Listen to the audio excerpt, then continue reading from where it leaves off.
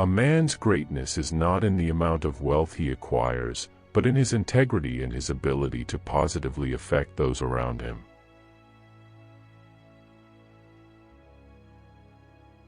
What is important is that men should live in righteousness, in natural love for humanity.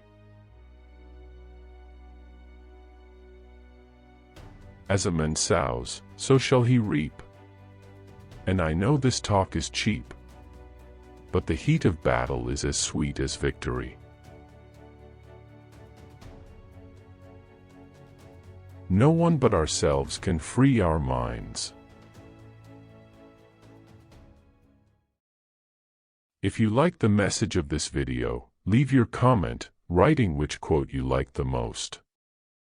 There are other messages from other authors that you will certainly like to see and reflect on.